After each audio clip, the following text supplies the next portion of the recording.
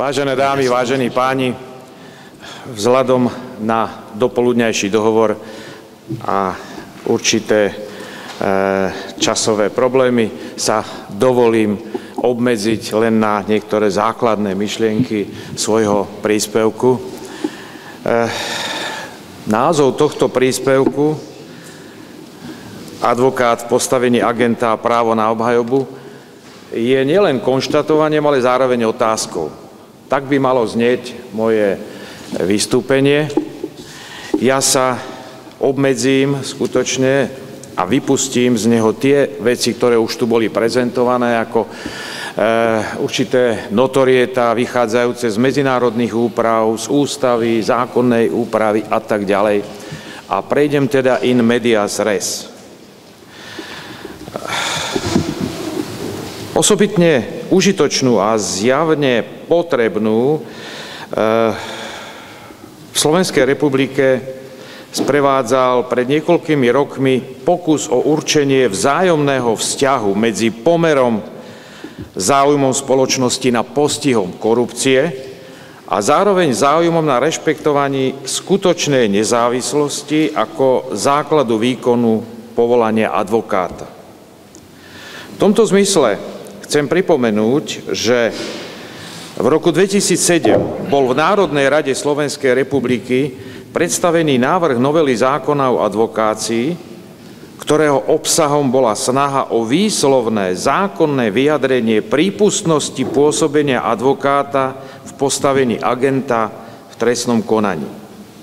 V zmysle tohto návrhu by advokát mohol konať ako agent pri odhaľovaní, zisťovaní a usvedčovaní páchateľov korupcie v prípade, ak by nedošlo o odhaľovanie, zisťovanie a usvedčovanie jeho klienta, alebo ak by takýmto konaním advokát neporušil svoje zákonné povinnosti pri poskytovaní právnych služieb. Tento návrh zákona bol pritom priamo inšpirovaný konkrétnym prípadom z roku 2004, kedy advokátka súhlasila s ustanovením za agenta pre účely zabezpečenia dôkazu o korupčnom konaní svojho kolegu, takisto advokáta, ktorý jej sľúbil a neskôr i odovzdal finančnú hotovosť vo výške 30 000 slovenských korún za to, že v prospech jeho klienta presvedčí svojho klienta zmeniť výpoveď v trestnom konaní. Celý prípad však neprerastol do masívne medializovanej kauzy iba kvôli odhaleniu korupcie v justícii.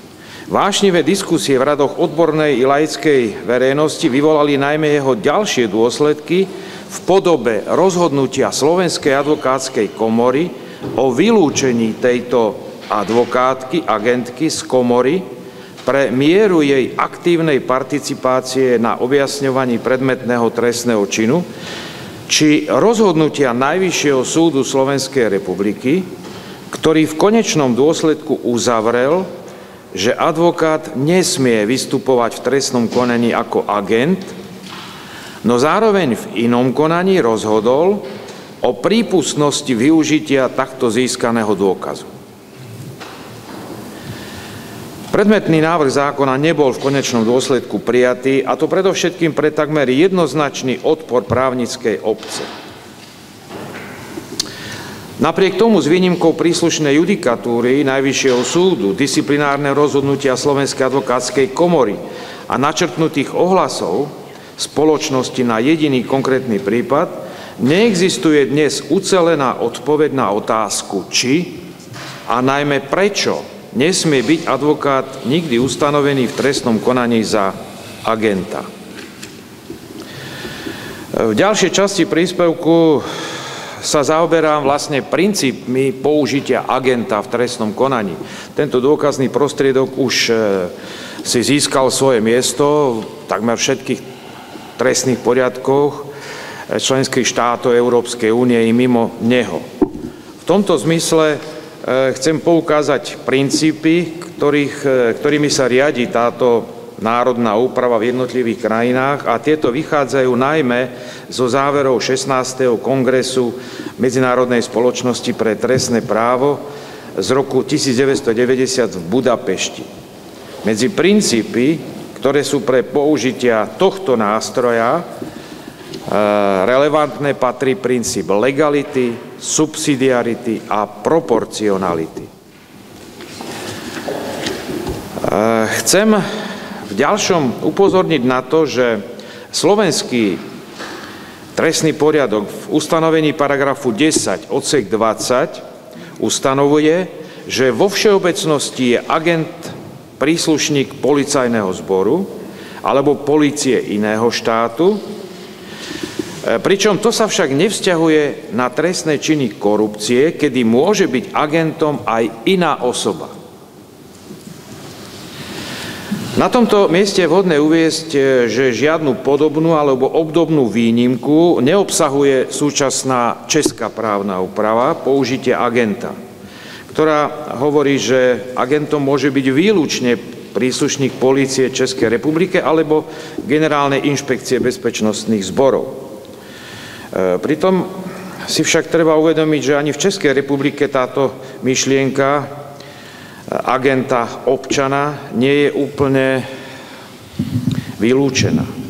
Chcem len poukázať, že po vzore Slovenskej republiky bola aj tu snaha poskytnúť orgánom činným v trestnom konaní väčší priestor pre objasňovanie korupčných trestných činov za použitie agenta a chcem poukázať na neúspešný návrh novely trestného poriadku z roku 2010, ktorý počítal aj so zakotvením civilného agenta, rovnako ako aj agenta provokatéra.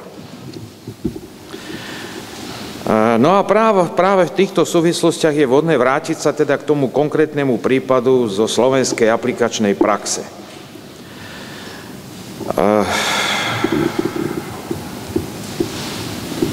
Relevantné ustanovenia trestného poriadku v čase, keď sa prípad odohrával, ani v súčasnosti neobsahujú žiadne konkrétne ustanovenia, ktoré by ustanovenie advokáta za agenta v trestnom konaní priamo vylúčovali.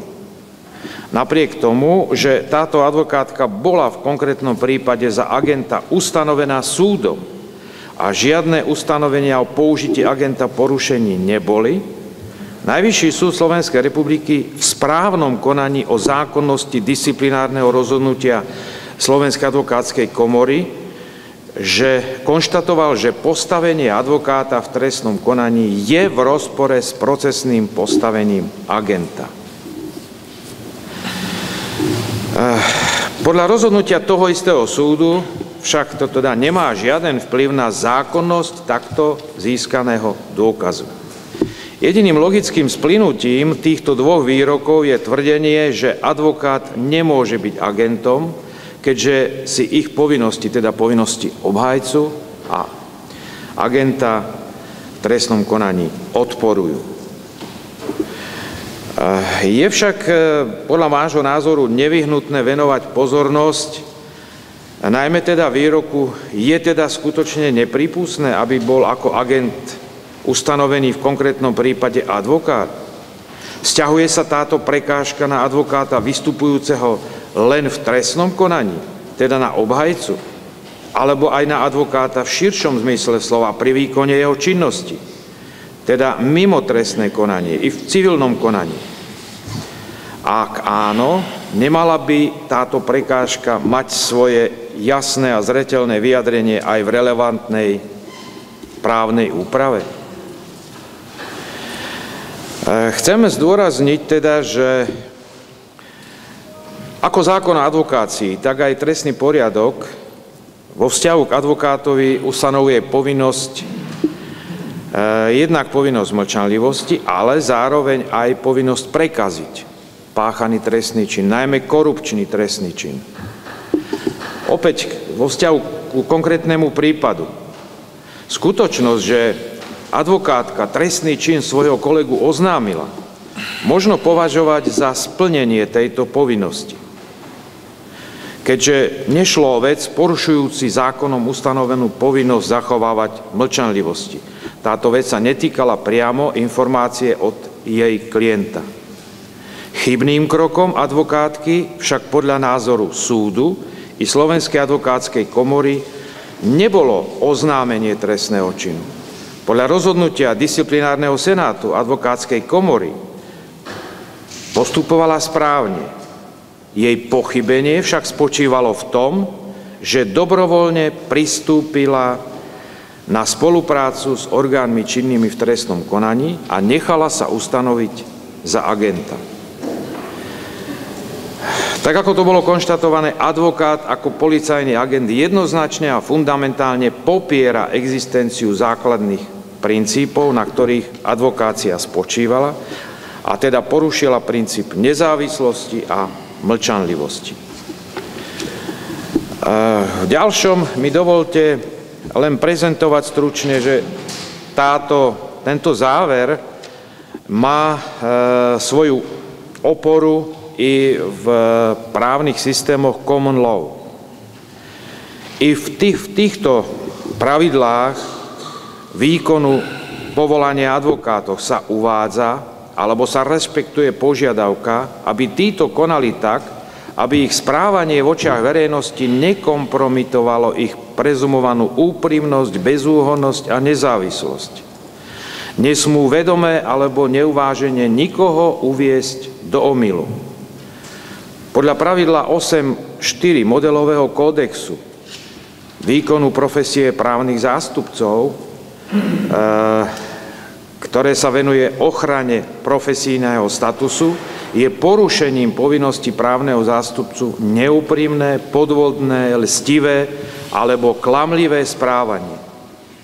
Za klamlivé správanie sa pritom v mnohých prípadoch, takmer vo všetkých štátoch USA, považuje i participácia na utajenom vyšetrovaní, čiže v podstate na postupe agenta podľa nášho právneho poriadku.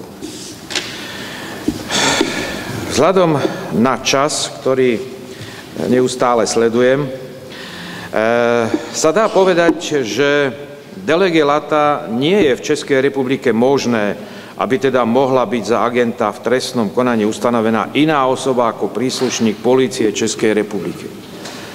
Rovnaká úprava je v podstate aj podľa paragrafu 110a odsek 2 nemeckého trestného poriadku, kde takisto môže byť agentom, respektíve utajeným vyšetrovateľom, ten termín sa používa v nemeckom trestnom poriadku, výlučne príslušník polície.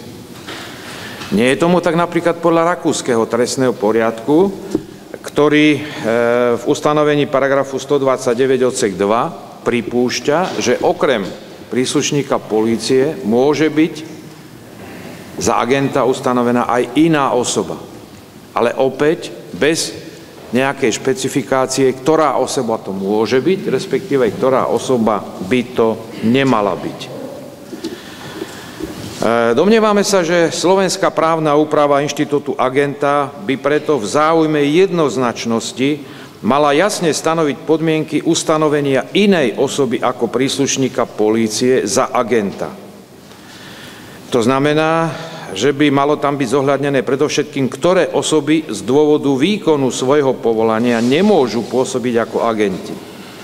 Pritom nie je vylúčené, že pri dôkladnej úvahe by sa okruh týchto osôb mohol rozšíriť a nezahrňať len advokáta, ale aj iné osoby, ktoré majú napríklad požiadavku mlčanlivosti. Možno cestou tejto úpravy je buď zakotvenie týchto limitov priamo v ustanovení paragrafu 117 trestného poriadku o agentovi, alebo v rámci jednotlivých zákonov upravujúcich výkon konkrétnej činnosti či povolania. V tomto zmysle teda nie je to teda otvorený problém podľa nášho názoru len slovenskej právnej úpravy alebo slovenskej aplikačnej praxe, ale v súčasnosti, keďže sa aj v Českej republike ešte stále diskutuje o rekodifikácii českého trestného poriadku, môže byť tento príspevok alebo táto úvaha významná s určitým námetom a záverom o možnom jasnom a zreteľnom vyjadrení. Domnievame sa teda, že dôležité je, aby takáto úprava existovala, pretože stav právnej istoty je koniec koncov základom akejkoľvek sústavy trestnoprocesných prostriedkov, ktorých využitie bude reálne zodpovedať účelom ich existencie, samozrejme za súčasného rešpektovania práv a právom chránených záujmov zúčastnených osôb. Ďakujem za pozornosť.